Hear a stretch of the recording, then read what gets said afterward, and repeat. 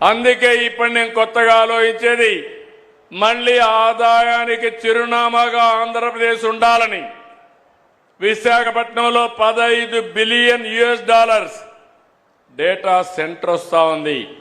Google పెడుతున్నారు. వస్తుంది అమరావతి. మీకు ఒక గట్టిగా అరిస్తే అమరావతిలో వినపడుస్తుంది, అక్కడ అరిస్తే కేకేస్తే మీకు వినపడుస్తుంది. ఔటర్ రింగ్ రోడ్డు వస్తే ఇంకా దగ్గరైపోతుంది మీకు. అలాంటి అమరావతిలో క్వాంటమ్ కంప్యూటర్ పెడుతున్నాం. భారతదేశంలో మొదటిసారి ప్రపంచంలో 6-7 దేశాల్లో సమానంగా అమరావతిని పోతుందంటే అది ఈ ప్రభుత్వం ఆలోచించే విధానం అని చెప్పి కూడా నేను మీకు తెలియజేస్తున్నా.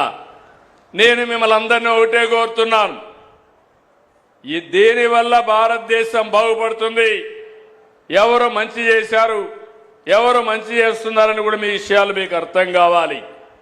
ఈరోజు చూస్తే నిన్న నాకు బాధ కూడా కలిగింది. ఢిల్లీకి పోతే అక్కడ కాంగ్రెస్ పార్టీ ఇంత మంచి కార్యక్రమం, ప్రపంచంలో అన్ని దేశాలు వచ్చాయి. అన్ని దేశాలు వచ్చి వాళ్ళు చేసిన ఆవిష్కరణల్ని మనకు చూపించడం, మనం చేసే మంచి పనులు వాళ్ళు నేర్చుకోవడం, మనం చేసిన పనులన్నీ అభినందించే పరిస్థితికి వచ్చారు. ఐటీలో మనం ముందున్నాం, ఏఐలో ముందుంటున్నాం.